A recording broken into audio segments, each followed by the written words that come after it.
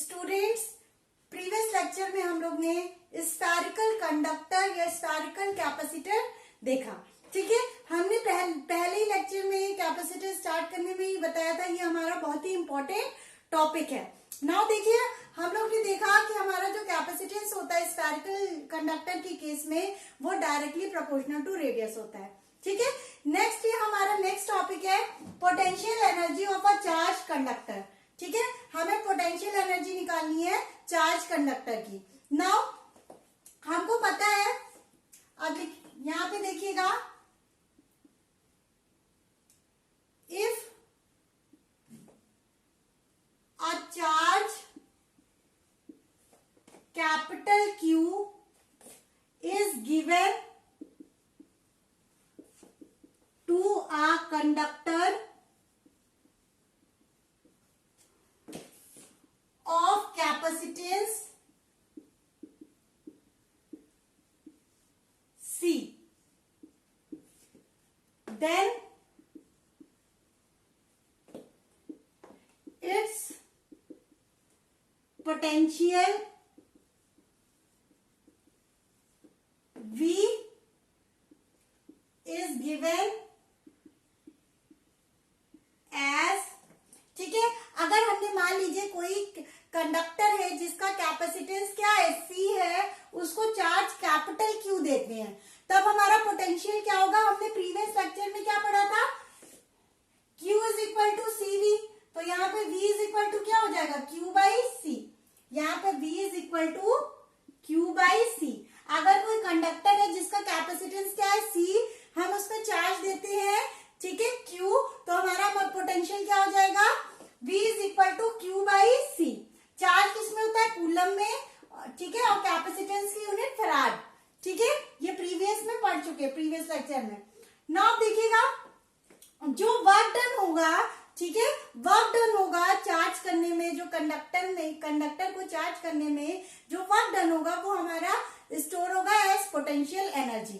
तो यहां पे लिखेंगे नेक्स्ट पॉइंट, वर्क डन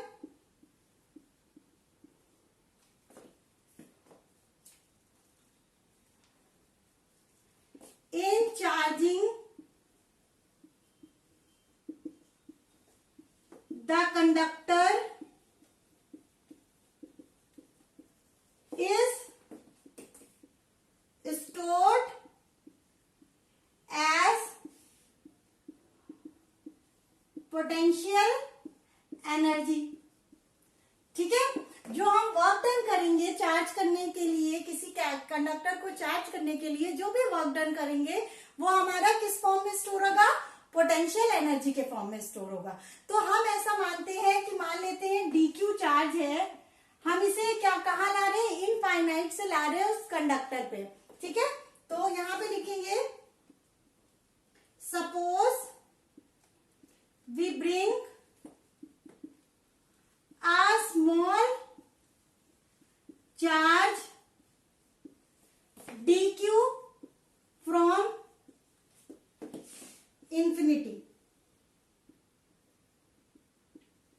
हमने क्या करा, एक चार्ज लिया dq, स्मॉल चार्ज लिया dq, उसे कहां से ला रहे हैं, इंफिनिटी से ला रहे हैं। ठीक है, तो नाउ आपका ये क्या हो जाएगा, dw क्या हो जाएगा, अगर स्मॉल चार्ज ला रहे हैं तो वर्क डन भी क्या होगा, स्मॉल होगा, तो dw इज इक्वल टू क्या हो जाएगा, हमें पता है पोटेंशियल इंटू dq।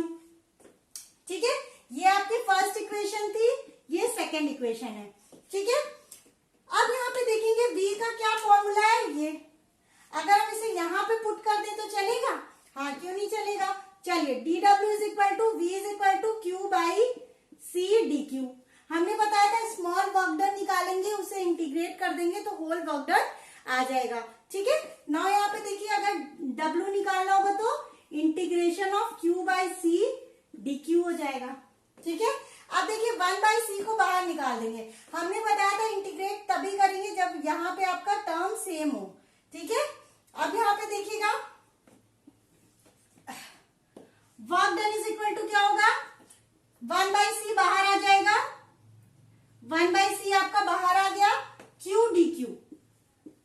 हमने कहा था इंटीग्रेशन में कैसे होता है, इंटीग्रेट कैसे करते हैं, देखिए Q dq, इंटीग्रेशन में आपका क्या होता है, यहाँ पावर 1 है ना, पावर 1 है, इंटीग्रेट कर देंगे तो क्या हो जाएगा, +1 हो जाएगा। तो Q1 + 1 जो दोनों ऐड करने के बाद आया उसे क्या लिख देंगे, नीचे लिख देंगे। तो Q की पावर 2/2 इंटीग्रेट करने पे ये आ जाएगा 1/c Q²/2। तो यहां से वर्क डन का फॉर्मूला हो गया Q²/2c।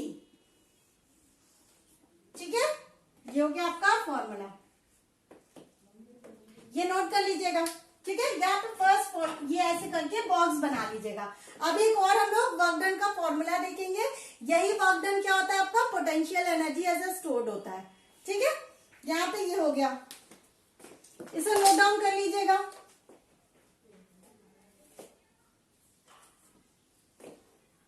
ठीक है, अब यहाँ पे हमको पता है कि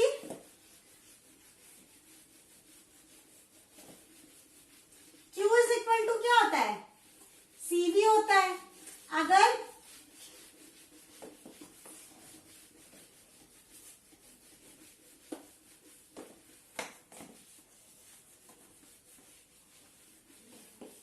देखिएगा, एक फॉर्मूला हमारा आया U = क्या आ जाएगा, 1/2 Q²/c। ये फॉर्मूला आया। हमको पता है सिंस Q = क्या होता है, Q = CV होता है। अगर हम यहाँ पे इसे पुट कर दें तो एक और फॉर्मूला नहीं बन जाएगा। अगर ये Q = CV यहाँ पे पुट कर देंगे तो U = 1/2 Q² मतलब CV का होल स्क्वायर अपॉन, ठीक है, C। अब इसको U = क्या हो जाएगा, 1/2 C² V² अपॉन C। ठीक है, ये आएगा। अब यहाँ पे देखिए C से एक C कैंसिल हो जाएगा, तो U = क्या हो जाएगा, 1/2 CV²। ये दोनों आपके फॉर्मूले इंपॉर्टेंट है, आपको याद करनी है, और इसका डेरिवेशन भी बहुत इंपॉर्टेंट है बोथ पॉइंट ऑफ व्यू से। तो ये इंपॉर्टेंट है फॉर्मूला, ठीक है, ये भी इंपॉर्टेंट है, इंपॉर्टेंट। ठीक है, इन दोनों फॉर्मूलों को नोट डाउन कर लीजिएगा अच्छे से। ठीक है, थैंक यू। स्टूडेंट्स, हम लोग ने स्फेरिकल, कंडक्टर और कैपेसिटर पढ़ा। ठीक है, फिर उसके बाद हम लोग ने पोटेंशियल एनर्जी निकाली, उसका पूरा डेरिवेशन करा। ठीक है, ना हम लोग मोस्ट इंपॉर्टेंट टॉपिक पढ़ने जा रहे हैं, पैरेलल प्लेट कैपेसिटर। ठीक है, पैरेलल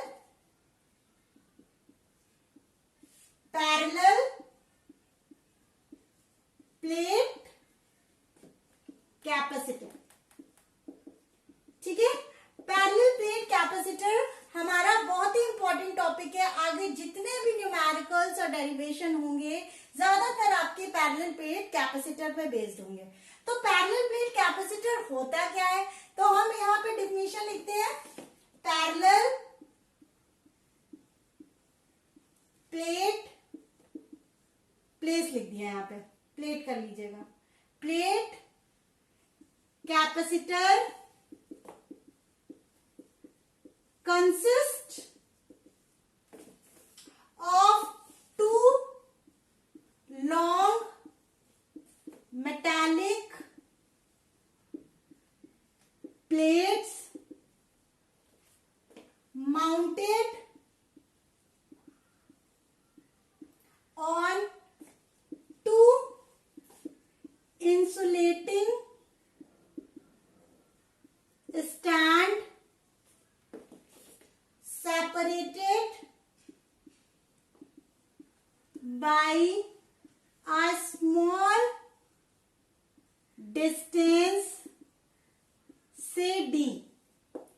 ठीक है, तो पैरेलल प्लेट कैपेसिटर क्या होता है, हम लोग दो मेटालिक प्लेट्स लेते हैं लॉन्ग, उसको किसी स्मॉल डिस्टेंस पे दोनों को पैरेलल रख देते हैं।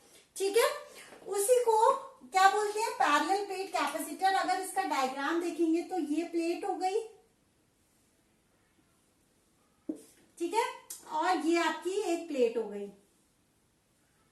और यहाँ पे इंसुलेटिंग स्टैंड पे इसको रख दिया गया है। ये स्टैंड है, ये भी स्टैंड है, और स्टैंड क्या है, इंसुलेटेड, ठीक है, इंसुलेटेड है, और इन दोनों के बीच की डिस्टेंस क्या है, मान लिया d है। तो आपका ये क्या हो गया, पैरेलल प्लेट कैपेसिटर। ये बहुत ही इंपॉर्टेंट टॉपिक है, इसको नोट डाउन, डेफिनेशन को कर लीजिएगा, ठीक है। स्टूडेंट्स, हम लोग ने पैरेलल प्लेट कैपेसिटर पढ़ा। नाउ हम लोग क्या पढ़ने जा रहे हैं, हम लोग देखने जा रहे हैं जो हमारा कैपेसिटेंस होता है वो किस पे डिपेंड करता है, ठीक है। ये रहा डायग्राम पैरेलल प्लेट कैपेसिटर का, ठीक है। अब हमको कैपेसिटेंस पता है। कैपेसिटेंस क्या होता है, एबिलिटी टू स्टोर चार्ज, ठीक है, एबिलिटी टू स्टोर चार्ज, कितना जो कैपेसिटर है कितना चार्ज स्टोर कर सकता है, उसी को क्या बोलते हैं, कैपेसिटेंस बोलते हैं। तो फर्स्ट हमारा जो पॉइंट रहेगा, तो कैपेसिटेंस किस पे डिपेंड करता है, हमारा प्लेट्स के एरिया पे डिपेंड करता है, ठीक है। सेकेंड, प्लेट्स के डिस्टेंस, जो इन दोनों के बीच की डिस्टेंस होती है उस पे डिपेंड करता है, ठीक है। और जो प्लेट्स है उनके बीच में जो मीडियम है उस पे हमारा कैपेसिटेंस डिपेंड करता है, ठीक है। नाउ हम लोग फर्स्ट पॉइंट लिखेंगे इसमें, capacitance of the capacitor depends on the area of the plates, ठीक है। जो हमारा कैपेसिटेंस है वो एरिया पे डिपेंड करता है। कैसे डिपेंड करता है, C is directly proportional to A, ठीक है। जो कैपेसिटेंस होता है वो डायरेक्टली प्रोपोर्शनल टू एरिया होता है, ठीक है। नाउ हम देखते हैं नेक्स्ट पॉइंट है capacitance of the capacitor, capacitance of the capacitor is inversely proportional to the, ठीक है, inversely proportional to the distance between them, distance between the plates, ठीक है, distance between the plates, that means C is inversely proportional to 1/d, ठीक है। D क्या है, ये plate है, ये प्लेट है, इन दोनों के बीच की डिस्टेंस d है, स्मॉल d, ठीक है। नाउ हमारा थर्ड पॉइंट क्या कहता है, जो कैपेसिटेंस है वो डिपेंड करता है हमारे मीडियम पे, ठीक है। Capacitance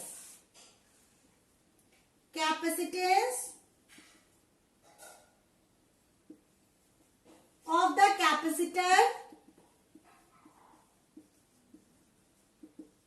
depends on medium, depends upon medium between the plates, ठीक है। जो इन दोनों कैपेसिटर के बीच, दो प्लेट पैरेलल प्लेट कैपेसिटर के बीच में मीडियम है, उस पे हमारा डिपेंड करता है, ठीक है। कैपेसिटेंस कैसे डिपेंड करता है, C is directly proportional to K, ठीक है। अब K क्या है, फटाफट बता दीजिए। K आपका क्या है, डाइलेक्ट्रिक कांस्टेंट। K क्या है, डाइलेक्ट्रिक कांस्टेंट,